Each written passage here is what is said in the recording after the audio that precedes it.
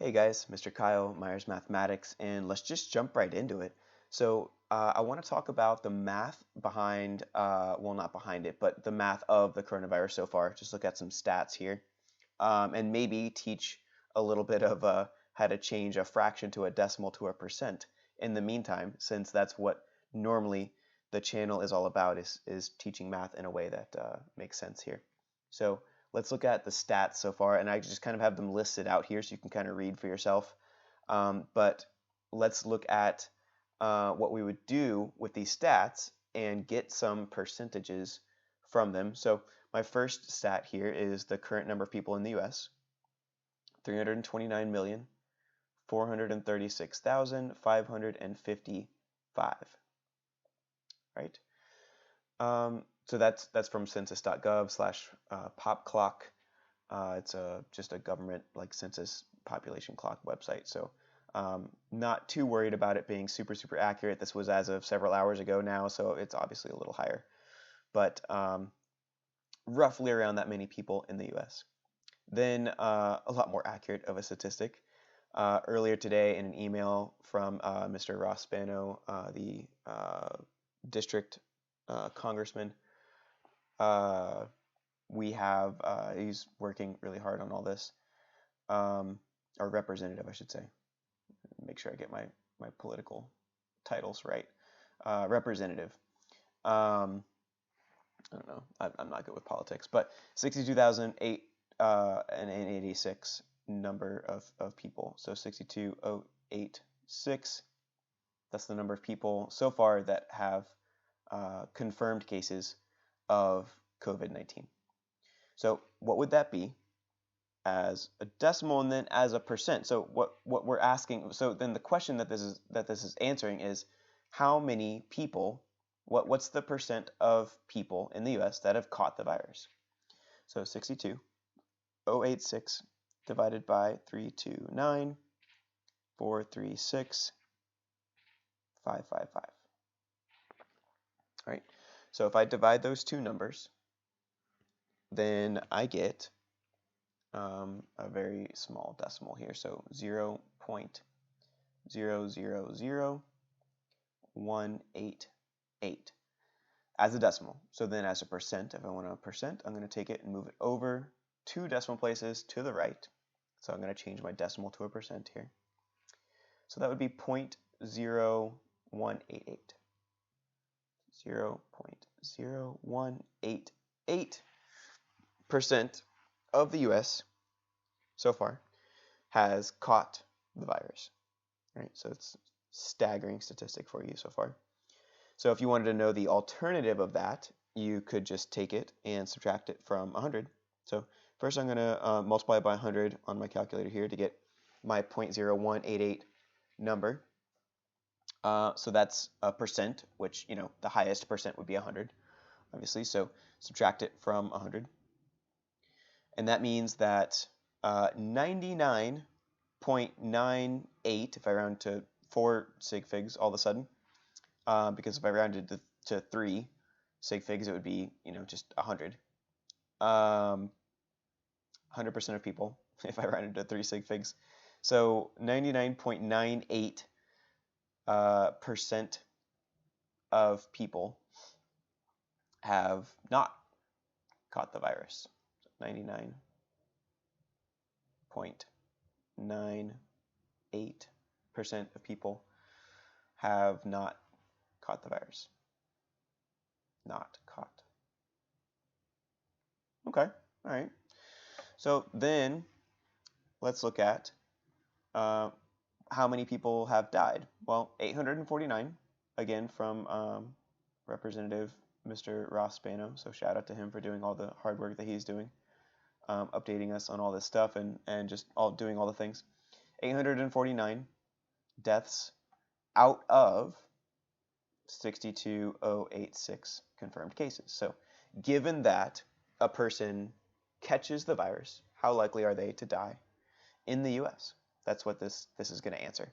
So 849 divided by 62,086, and I'd have 0.0134 0.0137 if I round to 3 sig figs again. So then I would take it, move it over 2 decimal places, and that is my percent, 1.37.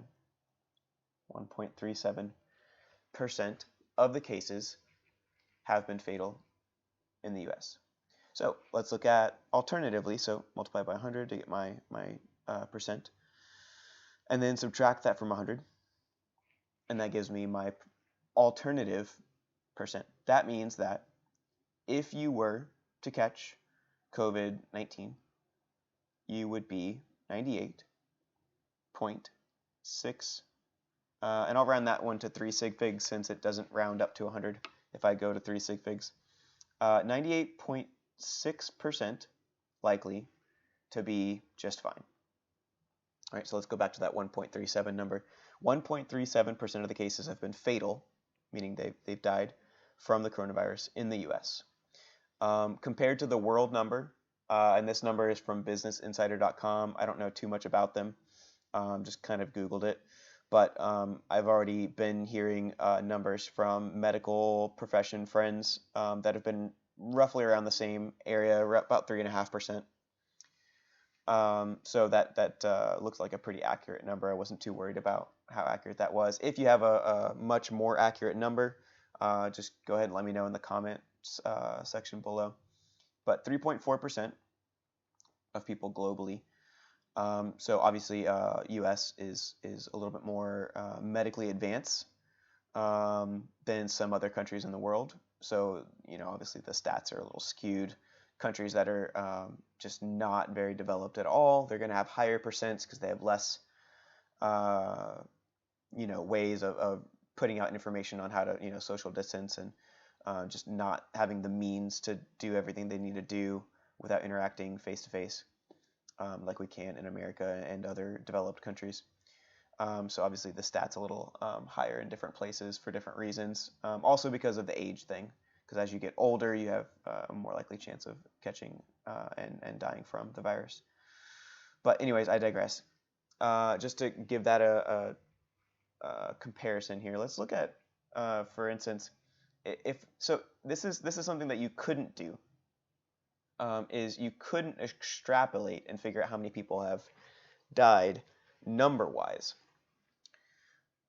from the virus out of the world from these two stats here. Because if I want to know how many people have caught the virus, well, the number of people that have died from the virus,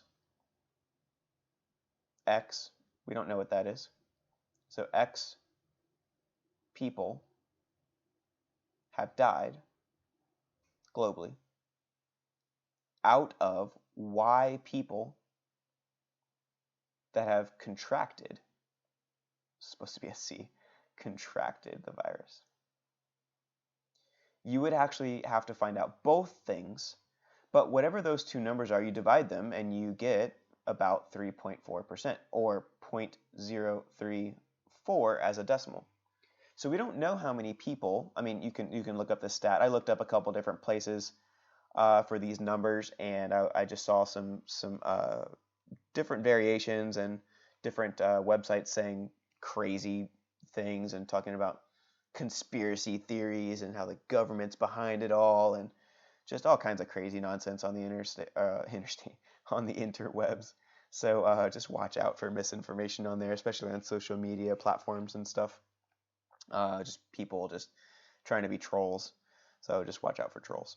But anyways, so X people have died out of Y people have contracted the virus would be the 0.034 number. And then from there you could say, okay, well, then once you find out, how many people have contracted the virus or how many people have died from the virus, then you could find out, how many people have contracted or died, the other number. And then from there, you could figure out how many people in the world have died from the virus and how many what's the percent of the people globally that have died from the virus out of the whole population of the world. So it would be much less than 3.4%, just like we saw from earlier.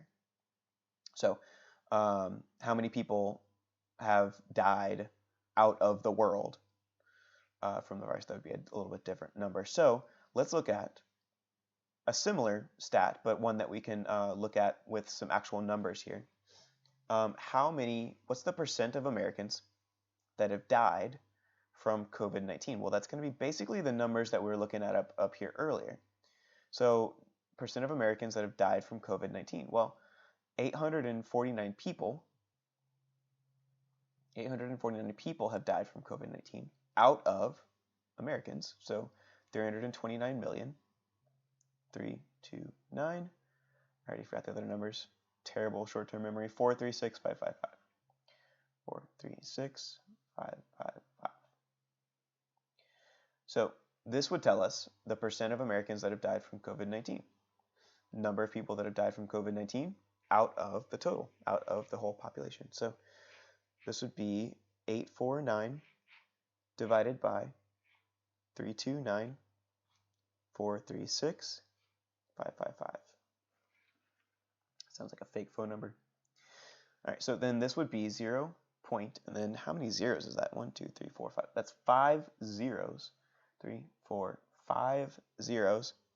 And then again, I'm going with 3 sig figs here, so 2, 5, 8. Of course, that's a decimal, so if we want a percent, move it over 2 places. So it'd have 0.000258. 0.000258% of Americans have died from COVID-19. So before we look at the alternate stat to that, bars, let's look at the percent chance of you, a random U.S. citizen, dying from COVID-19, and look at if these numbers going to be different or not. So pause the video if you would like, and see if you can calculate the percent chance of you, a random U.S. citizen, or just pretending like you're a person that lives in the U.S. How likely are you to die from COVID-19? A little bit morbid, but we'll look at the positive and end on a positive note here afterwards. So go ahead and pause the video if you like and see if you can calculate that number. So I'm guessing you've had a go at it if you already were wanting to see if you can crunch the math numbers on there. But here's what we would do. We would actually take the decimal numbers from earlier, the 0.000188 number. So the 0.000188 number. And we would multiply that by the chance of dying. So 0.0137. 0.0137. And we're doing that because we want to take the chances as a decimal, because you don't want to multiply the two percentages. Percentages are really just there to kind of make sense, but the decimals are what you want to use to actually multiply by. So we would take the chance of catching the virus. So first you have to catch it, right? Can't die from it if you don't catch it. So, simple facts there. So you'd have to catch it first, right? So you would take the percent chance of catching it as a decimal, 0.000188, and you would multiply that by the percent chance of dying from it. You have to catch it, and then you have to die from it, right? Statistically, that's what you'd have to do. So if we multiply those two numbers, what you're going to find is that it's actually the same number as the percent of Americans that have already died from COVID-19. It's 0.000258%. So it would be even more zeros. It'd be 2 more zeros if you wanted just the decimal number. So if you got that number by doing the math, then congratulations. If you didn't, or you got a different number, but you think you're right, go ahead and let me know in the comments below. But I get the same thing. And here's why. Here's why I would get the same thing. If we write it as a fraction, the 0.000188 thing, it was 62,086 divided by the population of the United States. So 62,086 divided by the population of the U.S. as of a few hours ago, 329,436, 329,436,555. So if we take that fraction which resulted in the 0.000188 number, and we multiply by the other fraction. So you have a 62,086 out of 329,436,555 chance of catching the virus, according to what we know so far. You'd multiply that by the chance of dying from the virus, given that you catch it. 849 out of 62,086. So 849 out of 62,086. The 62,086 numbers cancel. So it's exactly the same as what we were doing earlier. So now let's end on a positive note. I'm going to change pen colors one more time here. If that's the percent chance of dying from it, which I'll multiply by 100 on my calculator here, then what would be the chance that you would live? Well, we would subtract that number from 100, right? Because 100 would be the max, right? 100% chance of dying, 100% chance of living. Well, I would need to actually round to more than 3 sig figs here, because if I rounded the 3 sig figs, it would be 100. So if I round to as many sig figs as needed so that it's not 100, this is your stat here. So let me preface with what this stat represents before I write this stat out. So how likely are you meaning somebody that lives in the US, so US, how likely are you to live through this pandemic? I don't know why I decided to write that in all caps. I think because I was thinking of writing COVID, which is normally in all caps, and that's why I wrote, I don't know, COVID-19. How likely are you to live through this pandemic? You know, given that you don't die from some other cause, I suppose. And that chance, that percent chance, would be 99.9997.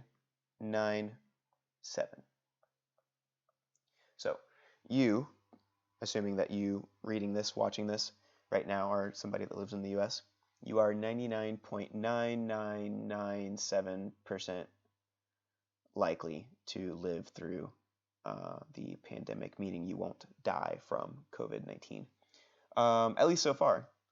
That's as of right now, as of current statistics. Of course, updates are always coming in, so always look out for new updates.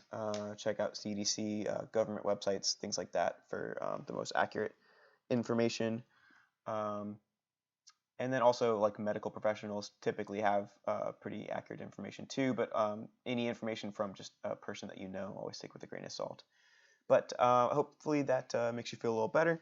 Of course, you shouldn't take this lightly either, so that's not what I'm trying to say.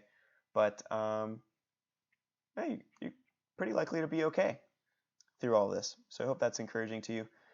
If this video was helpful, go ahead and give it a like. If it was, if you want to see more math videos in the future, go ahead and subscribe to my channel.